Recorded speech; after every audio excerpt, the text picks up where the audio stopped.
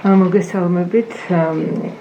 მიხარია რომ განვაახლეთ დასვენებების შემდეგ ჩვენი ლექციები. დღევანდელი ჩვენი ლექცია ეხება და ქვია მე-11 საუკუნის აღორძინება და თანდათან გეტყვით აზგურის ყოფა მაშინ და ძირითადად ეხება ქრისტიანული ევროპის და ქრისტიანული საქართველოს განსხვავებულ პოზიციას ქრისტიანობის მიმართ. ეს არის უკვე პერიოდი, როდესაც ევროპაში და საქართველოში სხვადასხვაგვარი დამოკიდებულებები, სხვადასხვაგვარი ურთიერთობები ღმერთთან იწყება, ეს არის დასაწყისი ეტაპი ამისა, ხოლო შემდგომ საუკუნეებში კიდევ უფრო მეტად ღრმავდება. ეს არის ქრისტიანული სოფხედველობის გარკვეული ცვლილებების ეტაპი ევროპაში და ქრისტიანული ღირებულებების გამტკიცების პერიოდი საქართველოში. ჯერ მოკლედ მიმოვიხილავთ ამ დროინდელი მსოფლიოს რაღაცა ძირითად აქტორებს. ეს არის ის, რომ მე-11 საუკუნეში მე-11 საუკუნიდან ჩნდებიან ახალი აქტორი, ახალი მთავარი მოთამაშე, შეიძლება ასე ვთქვათ, მსოფლიოში, რომლებიც არიან სელჯუკები. ესენი არიან ხალხი, რომელსაც უზარმაზარი სივრცე აქვთ დუნაიდან მონღოლეთამდე აი ამ თურქმანული ტომებით დასახლებული და მე-10 საუკუნიდან ისინი იღებენ ისლამს, ან უკვე რაღაცა გარკვეულწილად რელიგიური აზროვნება უჩნდებათ, რაც უწყობს ხელს სახელმწიფოს ჩამოყალიბების პროცესს და ასე იქმნება სელჯუქთა სახელმწიფო. სელჯუკებმა მოახერხეს დიდი ნაწილის მსოფლიოს, დიდი ნაწილის გარკვეულწილად შეწუხება და ზოგ შემთხვევაში დაპყრობა.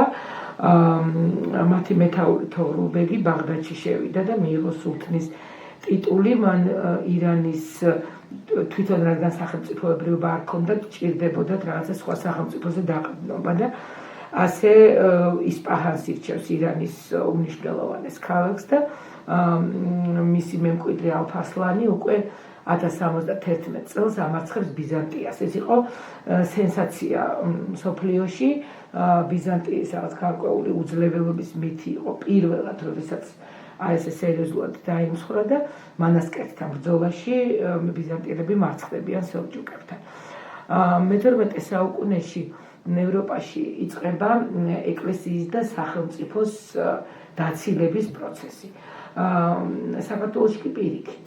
ეკლესია უახლოვდება სახელმწიფოს და მისი რაღაცა გარკვეულწილად ისეთი შემადგენელი ნაწილი ხდება და ისეთი როლის შესრულებას იწყებს ეკლესია, რომელიც ადრე არ ყოფილა.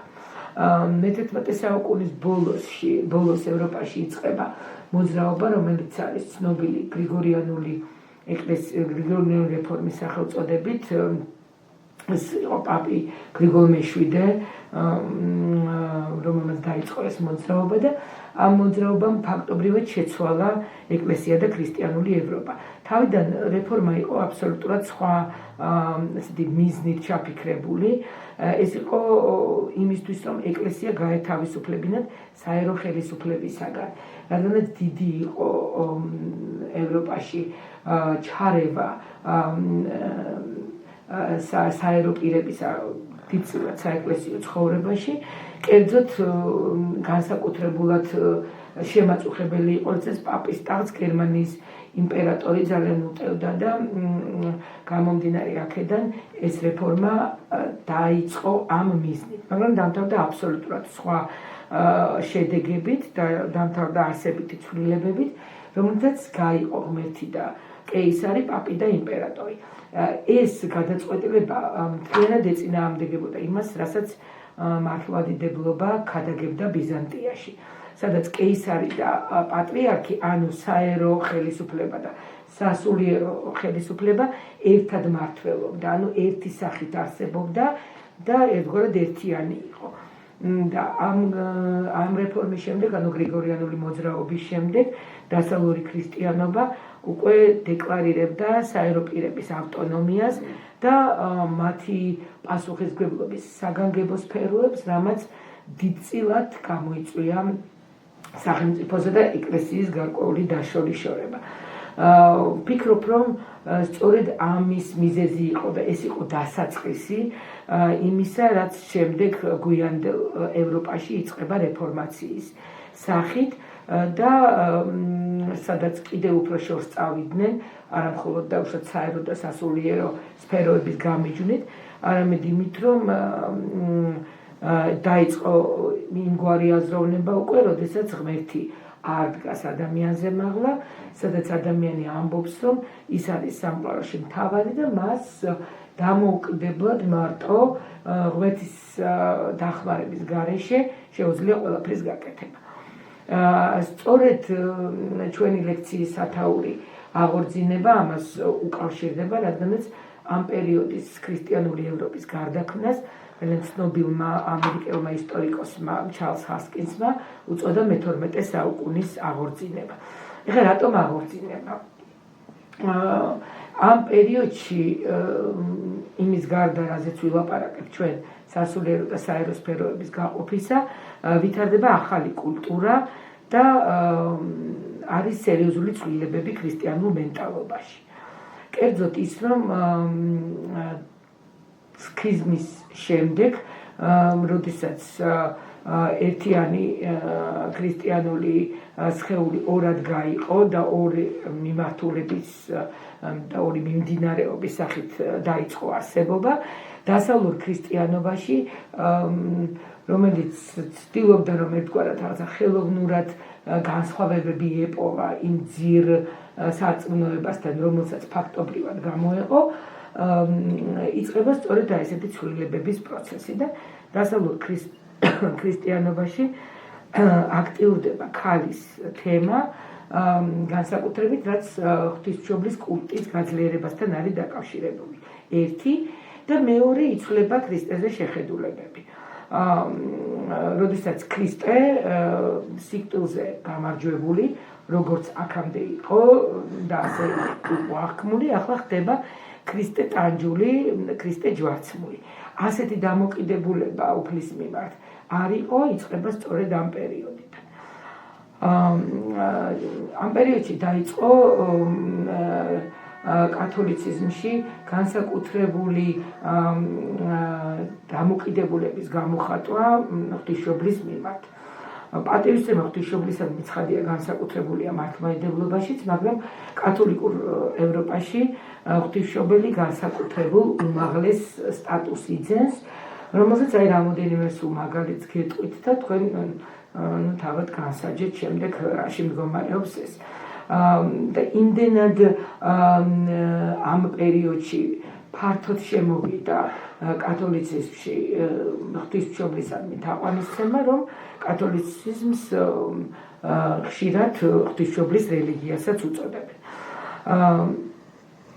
დასავლურ აზროვნებაში ცვლილება გამოიხატებოდა იმაში, რომ ღვთისმშობელი თითქოს გაუტოლდა მაცხოვას. მაგალითად, არნახული აღმავლობა იგრძნობა ღვთისმშობლისადმი მიწვდელ ლიტერატურაში. ამ დროს იქნება ღვთისმშობლისადმი მიწვდელი ცნობილი საგალობელი ავე მარია, რომელიც აქამდე არ იყო, რომელიც ევროპაში თავისი მნიშვნელობით მამაო ჩვენოს გაუტოვეს.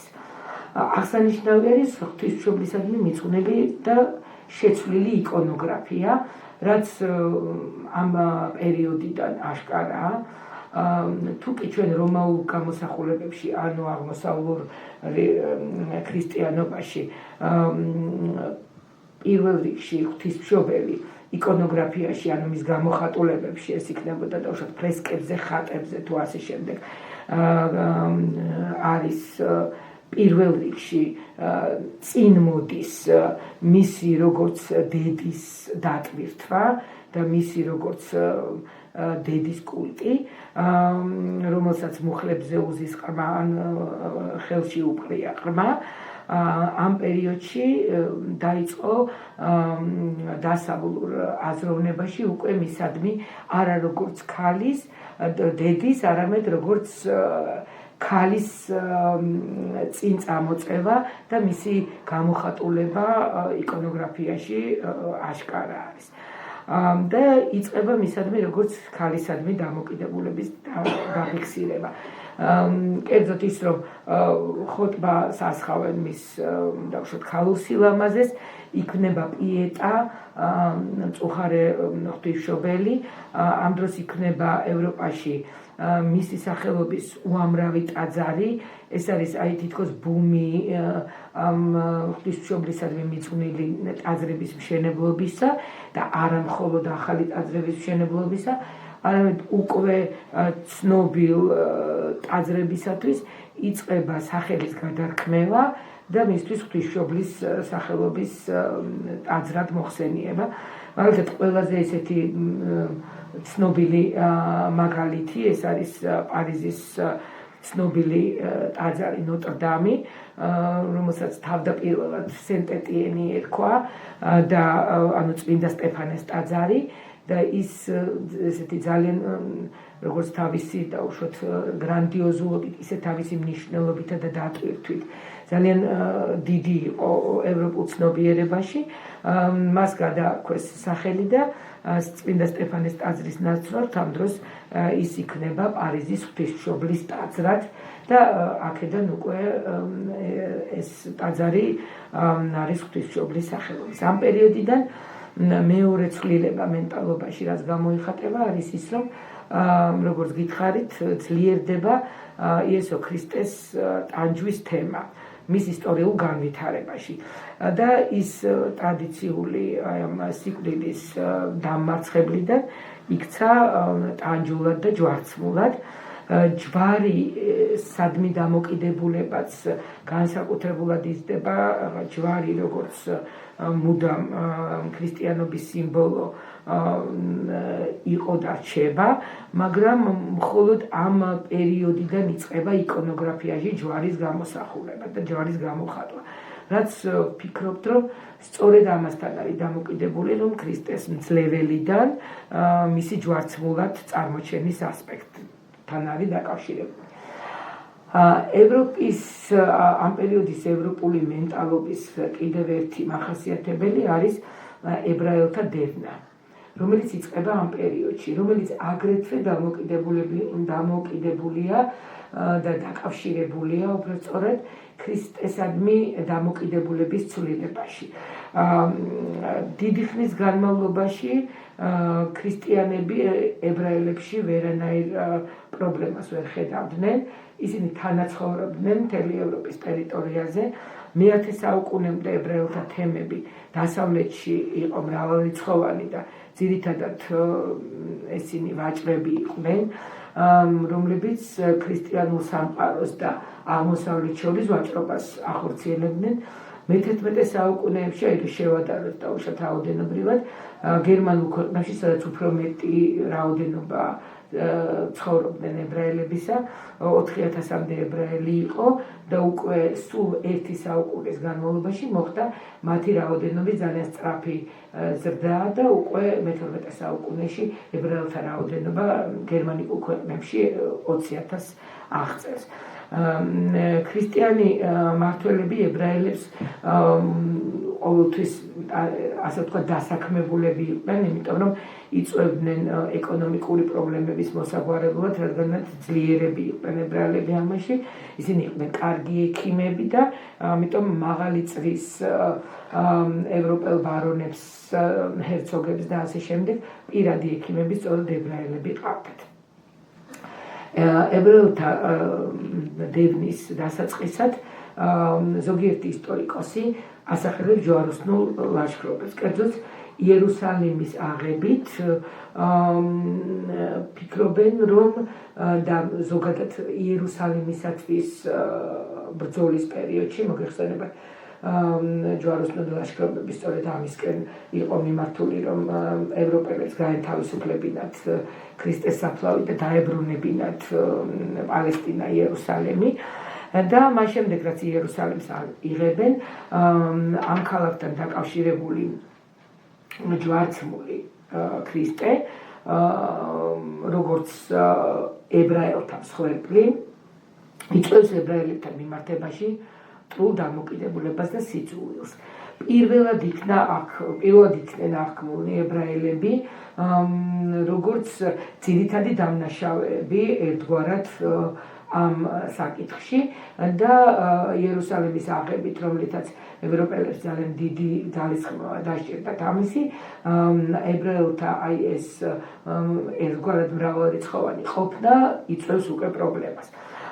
პირველი ჯვაროსნული ლაშქრობის მეთაურის პირველი ჯვაროსნული ლაშქრობა ორ ნაწილად იყოფა. პირველ ნაწილში მიდიან ვინც გამოეხმაურნენ ჯვაროსნულ ლაშქრობას პირველები გლეხები და ვერაფერ შედეგს ვერ მოიტანს და მეორე ლაშქრობის მეორე ნაწილი უკვე ცნობილი ევროპელი სარდლები მიდიან და აი ამ პირველ შემთხვევაში, როდესაც პიერ ამინიელი იყო მეთაური მათი წრიდან, ანუ დაბალი ფენიდან გამოსული ადამიანი და დიდი გზა იყო აღმოსავლეთისკენ ცენტრალური ევროპის გავლით, მოიცავს ებრაელთა პირველ დარბევებს და როგორც ჩანს ადამიანებში, რომლებიც სადაც აი ამ ძალიან დიდ გზაზე მუდმივად იყო საუბარი იმაზე, თუ რისთვის მიდიან ისინი და მისია აქვთ და ასე შემდეგ. აი აქვე რაღაცა ერთგვარად სპონტანურად ჩამოყალიბდა ებრაელებისადმი ასეთი დამოკიდებულება. ებრაელები ამ გზაზე ცხოვრობდნენ, რომელიც მათ უნდა გაევლოთ პალესტინა იერუსალიმში მისვლამდე და ამ გზაზე ხდება პირველი დარბევები. ამავე დროს ამ დროს იწყება მათი გასახლება და ასე მოხდა მაგალითად ინგლისში, საფრანგეთში და გერმანიაში, როდესაც იწყება ებრაელთა პირველი აყრა და გადასახლება. ჯვაროსნულ ლაშქრობებზე ჩვენ ვერ ვისაუბრებთ დროის უქონლობის გამო, ცხადია, უბრალოდ მხოლოდ ძალიან მოკლედ მინდა გითხრათ ჩემი დამოკიდებულების შესახებ ჯვაროსნული ლაშქრობების მიმართ, იმიტომ რომ სულად სხვა მოსაზრება არის ისტორიოგრაფიაში თუ რა იყო, რა დატვირთვა ჰქონდა ჯვაროსნულ ლაშქრობებს და რა მოიტანა მან. ეს 8 ლაშქრობა იყო სულ, რომელიც 2 საუკუნის განმავლობაში გრძელდებოდა. მასში ჩართული იყვნენ ევროპის უმთავრესი სახელმწიფოები. პირველად, როდესაც პაპი ურბან მეორე გამოდის ერთ-ერთი საკვირაო ქადაგების დროს და აცხადებს, რომ რა დაგვემართა ქრისტიანებს, რომ წმინდა ადგილები არის მუსლიმთა ხელში და ჩვენ ბავშვად არაფერს არ ვაკეთებთ. ეს იყო მოწოდება, რომელიც ხადია გათვლილი იყო ძალიან სერიოზულ პროექტზე, რომელსაც შემდეგ ჯვაროსნული ლაშქრობები ეწოდა, რომლითაც სხვადასხვა ფენის ადამიანები ერთვებიან ჯვაროსნულ ლაშქრობაში, რომელსაც ერთგვარად ყველას თავისი რაღაცა მისია და რაც თავარია თავისი მიზანი ქონდა. ყველა აქ მონაწილე სუბიექტს ესენი იყვნენ ევროპელი დიდგვაროვნები, რომლებსაც და ჯვაროსნები, რომლებსაც მიწების გაფართოება უნდათ, იმიტომ რომ ევროპაში ამ დროს იცვლება რაღაცა კანონები, ძალიან დიდი საკითხია და პატარა ნადელები აქვს მიწების და ამიტომ მიწების გაფართოებისკენ იქ სავაჭრო ქალაქები, ვენეცია, გენუა და პიზა, რომლებიც ჩაერთვნენ ამ ლაშქრობებში, გამოწვეული იყო იმით, რომ ჩაიკეტა მათთვის სავაჭრო გზები და გამომდინარე აქედან ეს უნდოდა და რაც თავარია პაპი, რომლის უმთავრესი მიზანი იყო სწორედ აღმოსავლეთის ეკლესიის ერთგვარი დაკნინება, გამომდინარე აქედან ევროპის მიერ თუ კი ეს მოხდებოდა და ჯვაროსანთა სახელმწიფოები განივრცებოდა და რაც თავარია მოხდებოდა ქრისტეს საფლავის განთავისუფლება, ეს მისთვის როგორც დასავლური ეკლესიისთვის ერთგვარი ძალიან დიდი და სერიოზული ნაბიჯი იყო. ეს სქიზმა სულ რაღაცა 50 წლის მომხდარია, 45-50 წლის მომხდარია, როდესაც იწყება ჯვაროსნული ლაშქრობები და ამას ძალიან დიდი მნიშვნელობა ჰქონდა. ჯვაროსნული ლაშქრობები იყო აბსოლუტურად უშედეგო, მისი შედეგი იყო მხოლოდ ძალიან დიდი ჟლეტა ადამიანების, რომელიც მოხდა ორივე მხრიდან და აგრეთვე ის, რომ მათი დამოკიდებულებები და წინააღმდეგობები განსაკუთრებით გაიზარდა. ერთ-ერთი ისტორიკოსი წერდა თანამედროვე ისტორიკოსი, რომ ყველაზე დიდი შედეგი, რაც მოყვა ჯვაროსნულ ლაშქრობას ამდენი საუკუნის განმავლობაში ასეთი დიდი ინვესტიციის ჩადება, როგორც ადამიანური რესურსის, ისე მატერიალური რესურსის ჩადება, დასრულდა იმით უბრალოდ, რომ გაითვალა და მოხდა კულტურათა დიალოგი ერთგვარად აღმოსავლეთსა და დასავლეთს შორის და ყოფით მომენტებში რაღაცა გარკვეული საკვები პროდუქტების გაცვლა მოხდა აღმოსავლეთსა და დასავლეთს შორის. სხვა შედეგი არ ქონია იმის გარდა, რომ ყველაზე მძიმე მომენტი, რომელიც ჩემთვის დაკავშირებული არის ჯვაროსნულ ლაშქრობებთან, არის ერთ-ერთი ლაშქრობის შემდეგ ამ 8 ლაშქრობიდან მხოლოდ და მხოლოდ ერთს ქონდა შედეგი, ეს იყო ჯვაროსანთა პირველი ლაშქრობის მეორე ეტაპი, როდესაც შეიქმნა ჯვაროსნული სახელმწიფოები და მათ შორის იერუსალიმის სამეფო, ანტიოქიის სამეფო და ასე შემდეგ. დანარჩენი მას ასეთი შედეგები არ მოყოლია და პაპი კიდევ ერთხელ გამოდის საზოგადოების წინაშე და სვავს შეკითხვას, რა ხდება, რატომ ვერ ვიღებთ შედეგს და რატომ ვერ ვიმარჯვებთ. თავად პასუხობს ამ შეკითხვაზე და ამბობს, რომ ეს არის იმის გამო, რომ ჯვაროსნულ ლაშქრობებში მონაწილეობენ ცოდვილი ადამიანები. შემდეგ ისევ ისმევა კითხვა მასში, ვინ არიან ისინი, ვინც შეიძლება წავიდნენ ჯვაროსნულ ლაშქრობაში, ანუ ვინ არიან უცოდველები და ასე ჩამოყალიბდება იდეა ბავშვთა ლაშქრობის შესახებ და იწყება შეკრება ბავშვებისა, რომლებიც აბსოლუტურად უიარაღოთ უნდა შესულიყვნენ ცხადია ცარიელი ხელები და ეთხოვათ მათთვის კუთვნილი დაბრუნება, რაც ძალიან დიდი მსხვერპლით დასრულდა. ბავშვების ნაწილი გზაში გარდაიცვალა, რადგანაც ვრცელდებოდა ავადმყოფობები, იყო ძალიან რთული და მძიმე ეპიდემიური დაავადებები, იყო შიმშილი, რომლითაც ბავშვების გამოყვება ფაქტობრივად შეუძლებელი ხდებოდა და როდესაც ჩავიდნენ კონსტანტინოპოლში, მათი ნაწილი ტყვედ იქნა გაყიდული, ხოლო ნაწილი სრულიად მაწაწალა მდგომარეობაში უპატრონოდ დარჩა ბედის ანაბარა და სულ დაახლოებით 10-12 წლის წინ ევროპაში შეიქმნა მონუმენტი ძალიან ბევრი საუკუნის შემდეგ, რომელიც სწორედ კარგად გამოხატავს ჯვაროსნული ლაშქრობების დატვირთვას. ეს ეძღვნება სწორედ ამ ბავშვთა ლაშქრობას, რომელიც შეიმუშავა ევროპამ, რადგანაც ძალიან დიდი ხნის შემდეგ, მაგრამ მაინც მიხვდა, რომ ეს იყო ძალიან რთული ნაბიჯი, რომელიც არავის სჭირდებოდა. აი, ასეთი იყო დაახლოებით მე-12 საუკუნის მთავარი სააზროვნო ორიენტირები, რომელიც ხდება ამ დროინდელ ევროპაში.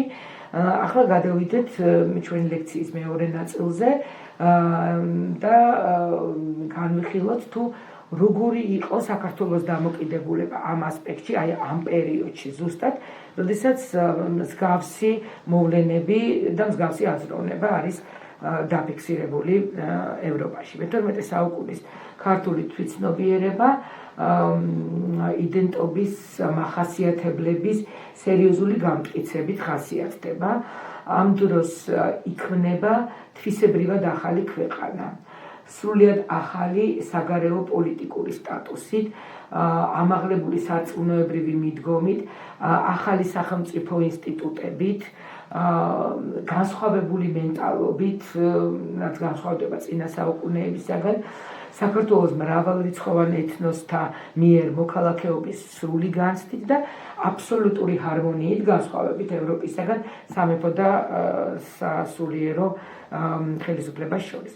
ამ პერიოდის ქართული იდენტობის მახასიათებელია საერო და სასულიერო აზროვნების შერწყმა და იმისთვის რომ ეს უფრო თვალნათელი იყოს ლექციაზე შემოგთავაზებთ დავით აღმაშენებლის მოღვაწეობის ფონზე ამის განხილვას, რადგანაც ის არის სწორედ პირველი პირი ამ დროის საქართველოში და ის ქმნის აი იმ განსხვავებულობას, რომელზეც ახლა მე თქვენ გესაუბრეთ.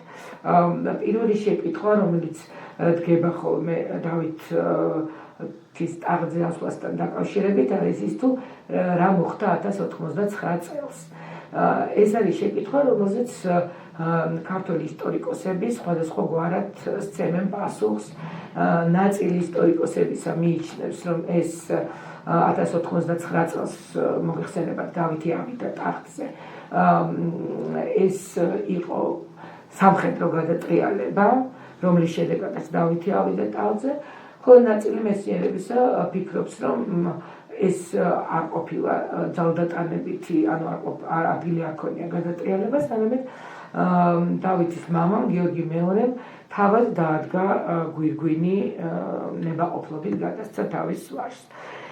ეხლა ამასთან დაკავშირებით ჯერ პირველ რიგში უნდა ვისაუბროთ იმასთან დაკავშირებით, თუ რა არის სახელმწიფო გადატრიალება.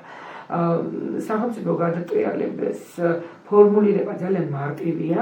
ეს არის ხელისუფლების შეცვლა ზეწოლის შედეგად. მაგრამ ამ ზეწოლაში არ იგულისხმება ყოველთვის სამხედრო შეტაკება და სისხლისღვრა. სამხედრო გადატრიალება და ზოგადად სახელმწიფო გადატრიალება არის ის, რომ ერთი ხელისუფლება, რომელიც არის, მეორე იცვლება ზეწოლის შედეგად, რომელიც შესაძლებელია არ იყოს სისხლისღვრით დასრულებული და სისხლისღვრის შედეგით. ამისი ძალიან ბევრი ესეთი მაგალითი არსებობს ევროპაში, მაგალითად მე-20 საუკუნის რევოლუციები ევროპაში ასეთივე იყო, როდესაც მოხდა ხელისუფლების ცვლილება არადაგეგმილ დროს, მაგრამ მოხდა სწორედ მშვიდობიანი გზით, ამიტომ იქ გახსოვთ თქვენ ამ ევროპულ რევოლუციებს სხვადასხვა ყვავილების სახელები ქვიათ იმისთვის, რომ დაფიქსირებული იყოს ის, რომ არ მომხდარა ზეწოლის შედეგად არ მომხდარა დაპირისპირება და შეტაკება. ასევე საქართველოშიც იყო ასეთი მომენტი, როდესაც გარკვეულ რევოლუციურ სიტუაციაში სისხლისღვრვის გარეშე დასრულდა ხელისუფლების გადაცემა არა არჩევნების გზით, ისევე როგორც მოხდა ევროპაში, არამედ სწორედ გარკვეული ზეწოლის მხრივ.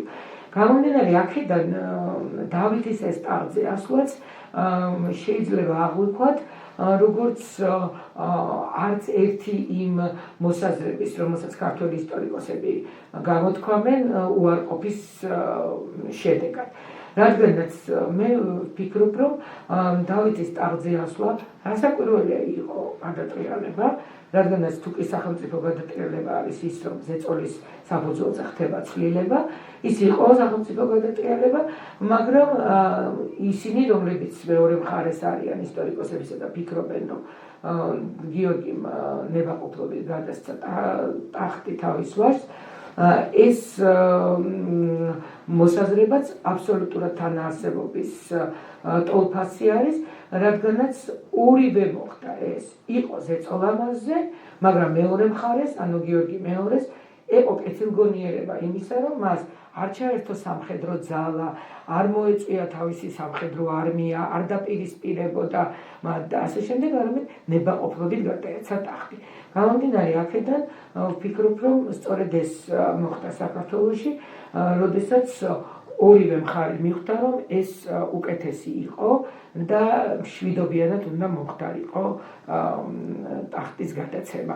ასეთი შემთხვევები საქართველოს ისტორიაში თითქმის არ გვაქვს, ცდილობები არის ასეთი, მაგრამ დავითის მოსვლა ტახტზე სახელმწიფო გადატრიალების შედეგად სწორედ ის მთავარი მისია იყო, რაც მის აღმზრდელებს ჰქონდათ და რომელსაც ამზადებდნენ ტახტისათვის, რადგანაც გიორგი მეორის დროს ძალიან დაიძაბა ურთიერთობები სელჯუკებთან, იწყება ამ დროს დიდი თურქობა, როდესაც საქართველოს ძალიან რთულ ვითარებაშია როგორც პოლიტიკურად, ისე ეკონომიკურად და ამიტომ 16 წლის დავითის ასვლა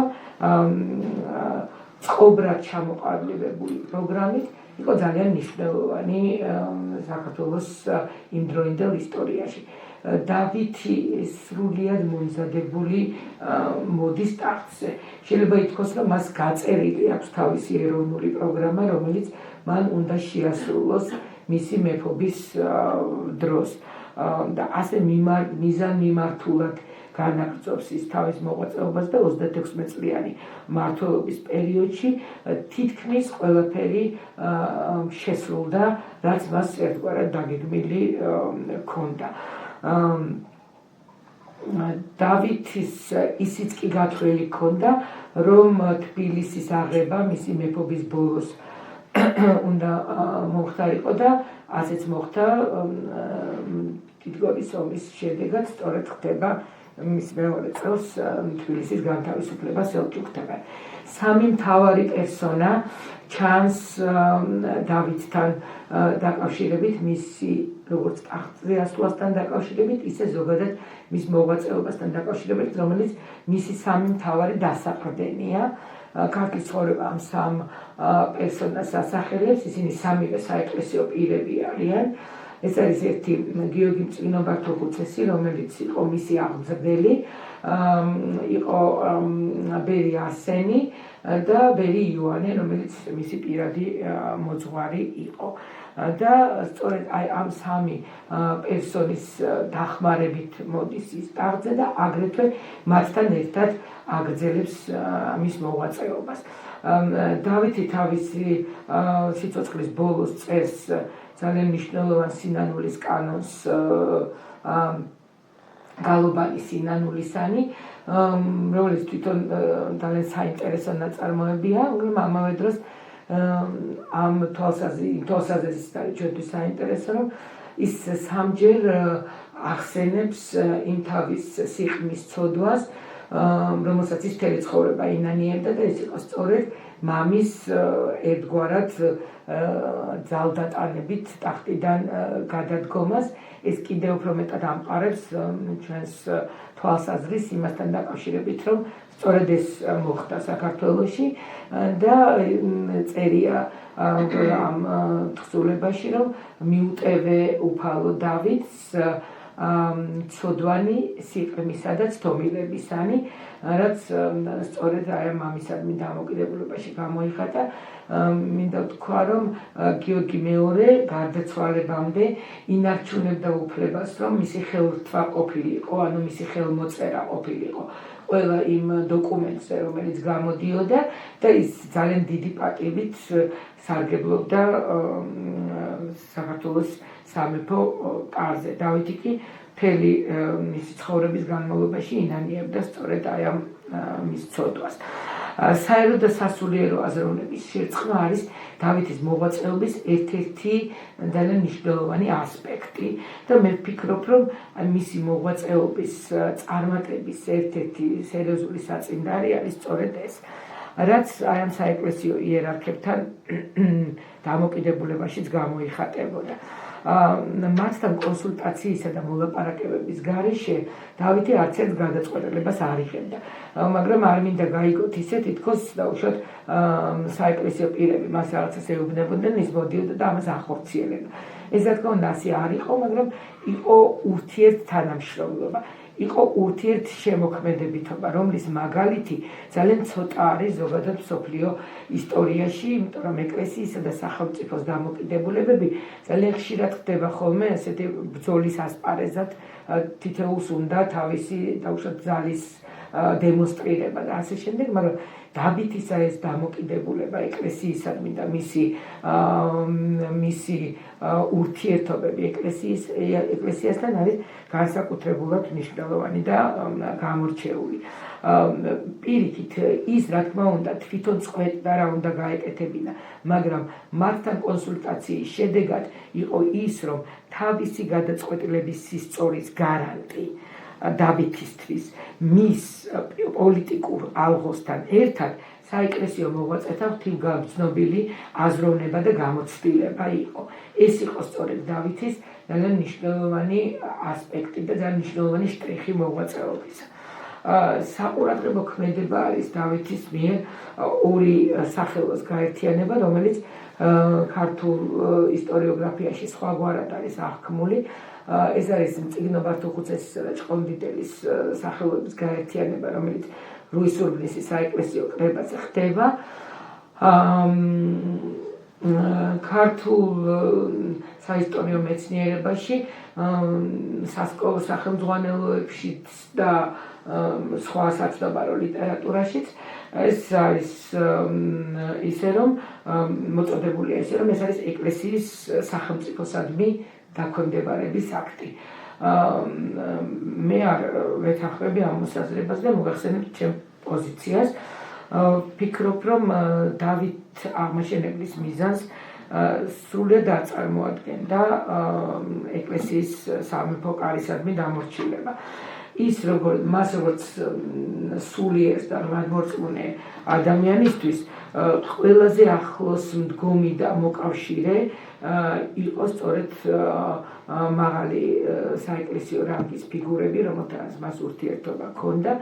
ამიტომ მათი მოკავშირეობა უფრო მნიშვნელოვანი იყო დავითისთვის, ვიდრე ეკლესიის დამორჩილება სახელმწიფოსადმი. გარკვეულწილად დავითის ეს ნაბიჯი, რომ გაერთიანებინა ორი სახელო, ერთი წიგნო ბართუხუცესი, რომელიც იყო სახელმწიფოში მეორე პირი, იმიტომ რომ მეფის შემდეგ წიგნო ბართუხუცესი მეორე პირი იყო ქვეყანაში, სავაზიროს ხელმძღვანელი იყო, ანუ რო წარმოვიდგინოთ უხეშად დღევანდელი პრემიერ-მინისტრი და მეორე ჭყონდიდელი, რომელიც იყო დასავლეთ საქართველოს ეპარქიის მეთაური. ამ ორი სახელოს გაერთიანება სწორედ იმისთვის იყო მოწოდებული ჩემი აზრით, რომ სასულიერო პირები კიდევ უფრო მეტი დოზით შემოეყვანა საერო მმართველობაში და არა პირიქით, რომ ამით ეკლესია დაემორჩილებინა სახელმწიფოსადმი. და ერთი კიდევ წიგნო ბართუხუცესი პირველი პირი სახელმწიფოში მიწის ფლობელობით და მემკვიდრეობით გადაცემის შესაძლებლობით სრულიად განსხვავდებოდა სხვა საკარისკაცო თანამდებობებისგან. ის იყო ბერი. პირადი სიმდიდრის და ქონების არ მქონე, ანუ მეფისთვის ძალიან კომფორტული პირი, შეიძლება ასე ვთქვათ, მიწის მემკვიდრეობითი გადაცემის ვალდებულებებისგან თავისუფალი, აქედან გამომდინარე, რადგანაც მას მემკვიდრე არ ყავდა და ვერავის ვერ გადასცემდა მიწას და უალტერნატივოდ მხარდამჭერი სამეფო ხელისუფლებისა. და მეორე ჭყონდიდის საეპისკოპოსოს მწყემსთავარი, დასავლეთ საქართველოს კათედრის მეთაური, იმ პოლიტიკურ ვითარებაში ვფიქრობ, როდესაც თბილისი სელჯუკებს ეპყრათ, მეფე იჯდა ქუთაისში და დავითის უმთავრეს მიზანს წარმოადგენდა ცხადია დედაქალაქის ქუთაისიდან თბილისში გადმოტანა, სამეფო კარზე ჭყონდიდელის დაწინაურება, დასავლეთისა და აღმოსავლეთის ერთგვარ დიალოგის, ერთგვარი დაახლოება შერწყმისთვის იყო ძალიან მნიშვნელოვანი და ვფიქრობ, რომ სწორედ ამაზეც იყო გათვლილი, სწორედ ჭყონდიდელის სახელოს შეერთება წიგნო ბართუხუცესთან, რადგანაც ამითი მოხდა ის მთავარი, რომ ეკლესიაში ჩატარებული რეფორმა, რომელთაც ნამდვილად ჩასატარებელი იყო, იმიტომ რომ რუისურბნისის კრების ძეგლის წერაში ძალიან ბევრი რამ ისეთი წერია, რომელთაც ჩანს, რომ ეკლესიაში სულად მოშლილი იყო ძალიან ბევრი საფეხური და ასე შემდეგ, მაგრამ მთავარი იყო ის, რომ დავითის დროს რელიგიური ნიშნული განსაკუთრებით გამყარდა, რომ საეკლესიო პირები დიდი დოზით ჩაერთენ საერო მმართველობაში.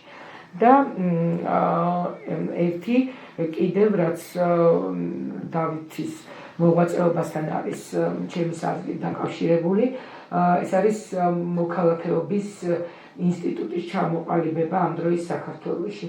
ახლა ეს ჩემი პირადი მოსაზრებაა, რადგანაც ამ დროს ისეთი და იმგვარი საზოგადოება იქნება, რომელიც სწორედ მოქალაქეთა კრებულია და არა მხოლოდ ხალხის კრებული. საქართველოში სხვადასხვა რელიგიური მიმდინარეობის, სხვადასხვა ეთნიკური ჯგუფები ცხოვრობდნენ და დავითი, როგორც მეფე ხელისუფალი, თავისი პირადი მაგალითით აგვარებდა ამ ურთიერთობებს ამ ჯგუფებთან, ამ ხალხებთან, რასაც ვფიქრობ, რომ სწორედ მიმართული იყო მოქალაქეობის ინსტიტუტის ჩამოყალიბებასთან. ამისი ნიმუში არის დავითის ურთიერთობა ყივჩაღებთან, სომხებთან, თბილისის მუსლიმ მოსახლეობასთან, ჩამოსახლებული ყივჩაღები მაგალითად ასიმილაცია მოხდა სრულიად საქართველოში მათი ის რომ შეერწყა მთლიანად ქართულ ერთობას ყივჩაღები, ის რომ დავითის დროიდან მოყოლებული სომხების მიმართ აბსოლუტურად სხვა პოზიცია და სხვა პოლიტიკა ტარდება, როდესაც სომეხთან ქართულ სამყაროში შემოსაყვანად საერთო შეწყნარებლურ პოლიტიკასთან ერთად ფრთხილად, მაგრამ მაინც ცდილობს დავითი მონოფიზიტი სომხების მოქცევას მართლმადიდებლობაზე. იმ პერიოდის ისტორიკოსები, სომეხი ისტორიკოსები, მაგალითად მათეუ ჰაეცი, ვარდან არეველცი და სხვები დიდ სიმპატიას აცხადებენ დავითისადმი. სომხური ისტორიოგრაფიისთვის ეს მახასიათებელი არ არის. სომხური ისტორიოგრაფია ძალიან უჭირს სხვისი ქება, მაგრამ დავითი არის ერთ-ერთი გამონაკლისი ფიგურა მათ შორის. მათ უწოდებენ სომხეთის მხსნელს და მათი რელიგიის პატივისმცემელს. დავითი ხშირად დადის სომხურ ეკლესიაში. დავითი შედის მას შემდეგ, რაც თბილისს აიღებენ და სამეფო ტახტი გადმოდის აქ სინაგოგაში და მეჩეთში. დავითი იყო ის, რომელმაც თბილისის მუსლიმ მოსახლეობას გადასახადებისაგან გაანთავისუფლა, როდესაც თბილისი აიღო, იმისთვის, რომ ლოიალობა ამ საზოგადოების და ყოფილიყო მისადმი და ზოგადად სამეფო ხელისუფლებისადმი ძალიან მაღალი. დავითი დგას მეჩეთში და სინაგოგაში, ის მიდის პარასკევში დიდი ნამაზის დროს მეჩეთში, რაც დღესაც იწვევს ხოლმე რაღაც აზართა სხვადასხვაობას, მაგრამ ეს არის ის ნაბიჯი, რომელმაც შექმნა ის საქართველო, რომელშიც ყველა ეთნოსი თვლიდა თავის თავს სრულუფლებიანად. დავითი, როდესაც პარასკევს ცხადია არ იღებს მონაწილეობას ღვთისმსახურებაში, მაგრამ დგას მეჩეთში, ყოველი მუსლიმისთვის არის ძალიან მნიშვნელოვანი მომენტი, როდესაც მოყრილი მუსლიმი იქ ლოცულობს მეჩეთში, მან იცის, რომ იქ სადღაც კუთხეში დგას ადამიანი, რომელიც არ არის მხოლოდ ქართველთა მეფე, რომელიც არ არის მხოლოდ ქრისტიანების მეფე, ის არის მისი მეფეც. გამომდინარე პატივისცემა მისადმი, თუნდაც ისეთ სიტუაციაში, როცა ცხადია ის არ ერთვება ამაში, არის მუსლიმისთვის ძალიან მნიშვნელოვანი, ასევე სომეხისთვის, ასევე ყივჩაღებისთვის, რომლებიც ხედავენ ამ მის დამოკიდებულებას. ამიტომ იყო, რომ როდესაც ქართულ ჯარში საწინამძღვე ჯვარს მიყვებოდნენ სხვადასხვა ეთნოსისა და სხვადასხვა რელიგიური წამსის წარმომადგენლები, მათ არ ჰქონდათ აღქმა იმისა, რომ ეს ჯვარი არის აუცილებლად რელიგიური სიმბოლო. ეს იყო მათთვის სახელმწიფოებრივი სიმბოლო. ეს ძალიან მნიშვნელოვანია და მინდა რომ ამას ხაზი გაუსვა, იმიტომ რომ სამწუხაროდ თანამედროვე რეალობაშიც არ ხდება ეს და ძალიან ბევრ კონფლიქტსა და დაპირისპირებას იწვევს. რადგანაც იმ სხვა რელიგიური მიმდინარეობის წარმომადგენელმა იცოდა, რომ ეს არის პირველ რიგში ის ნიშანი, რომელსაც ამ ქვეყნის ცხოვრებთა უდიდესი ნაწილი სცემს თაყვანს, რომელიც არის ამ ქვეყნის ცხოვრებთა, ამ ქვეყნის შემქმნელების და აბორიგენი მოსახლეობის უმთავრესი რელიგიური ნიშნული და უმთავრესი იდენტობრივი ნიშნული. ამიტომ მას არანაირი პრობლემა არ აქვს, როდესაც მიყვება ჯვარს, რადგანაც იცის, რომ ის მიდის ბრძოლაში იმ სახელმწიფოს მხარდამხარ, რომლის ბედნიერება და წარმატება არის პირდაპირ პროპორციული მისი წარმატებისა. მას ზუსტად იცის, რომ ის იქნება კარგად იმ შემთხვევაში, თუ კი ეს სახელმწიფო იქნება კარგად. დღეს არ გვაქვს ეს რეალობა და გამომდინარე იმიტომაც არის ალბათ ბევრი პრობლემა. დავითი ქმნის აგრეთვე სხვადასხვა ინსტიტუციებს, რომელზეც ახლა მე დრო აღარ მაქვს, რომ გითხრათ და თუ კი შეკითხვები იქნება, შემდეგ სიამოვნებით გავცემ პასუხს. ამიტომ დავითი ერთი ორსიტყვიანი დახასიათებით რომ ვთქვათ, ქმნის საოცარ საზოგადოებას, რომელშიც თავარი ატრიბუტი და რომლის თავარი მახასიათებელი არის დაუმონებელი თავისუფლება. ამიტომ დავითი ქმნის ისეთ ქვეყანას, რომელიც არის თავისუფალი იმ მიმართებით, რომ თავისუფლება არ ნიშნავს ვისაც რა უნდა ის გააკეთოს. არამედ თავისუფლება ნიშნავს სწორედ ქართულ არაჩვეულებრივ სიტყვას საკუთარი თავისუფლებას, ან რაც მისთვის მნიშვნელოვანია და რაც თავარია, ეს თავისუფლება სრულიად დაუმონებელია. დავითმა რომ შევაჯამოთ ჩვენი დღევანდელი ლექცია, გაამყარა არა იმდენად მეფის, არამედ უფრო მეტად მსახურის ინსტიტუტი. დავითი უფრო მეტად მსახურებს და არა მეფობს. ეს ნიშნავს იმას, რომ მმართველი თავის თავს განაკუთვნებს იმ პრინციპებს, რასაც ქრისტიანობა ქადაგებს. დავითს აქვს ეკლესიასთან თანაშემოქმედებითობა, დავითს აქვს ცოცხალი კავშირი ღმერთთან, მხოლოდ აი იმ ძალიან დიდ რწმენას, რომელიც ჰქონდა მას, შეეძლო გამოეწვია საზოგადოების ასეთი ცვლილება, ასეთი მეტამორფოზა. დავითმა ღირებულებითაც სწორი ორიენტირები დაუსახა საზოგადოებას საკუთარი მაგალითით და საზოგადოება გაყვა მას. დავითი აშენებს უფრო მეტად არა ძლიერ სახელმწიფოს, ამაზე მინდა ხაზგასმა გავაკეთო, არამედ ძლიერ საზოგადოებას. დავითის დროს საქართველოში ერთმანეთს ხდება და დიალოგს აწარმოებს სამი მთავარი აქტორი ქვეყანაში. ეს არის პოლიტიკური ხელისუფლება, რელიგიური ხელისუფლება და საზოგადოება. მათ შორის შედგა დიალოგი და ღირებულებებისადმი ერთგულება ყველა ამ შტოს მახასიათებელია. ყველაზე მეტად სწორედ ვფიქრობ ეს პრობლემა დგას თანამედროვე საქართველოში. მათ შორის სრულად გაზიარებული არის ღირებულებები, რაც ჩვენ საზოგადოებაში არის ნაკლები. რომ შევაჯამოთ კიდევ ერთხელ ჩვენი ლექცია, შეიძლება დავასკვნათ, რომ ევროპაში და საქართველოში, რაზეც ვისაუბრეთ, სრულად განსხვავებული დამოკიდებულებები იწყება ქრისტიანული ღირებულებების მიმართ. თუ კი ევროპაში იწყება სახელმწიფოსაგან ეკლესიის გამოყოფის პროცესი, საქართველოში ეკლესია უახლოვდება სახელმწიფოს და სახელმწიფოში საეკლესიო პირები უფრო მეტ, უფრო დიდ და უფრო გადამწყვეტ როლს თამაშობენ საერთო ცხოვრებაში.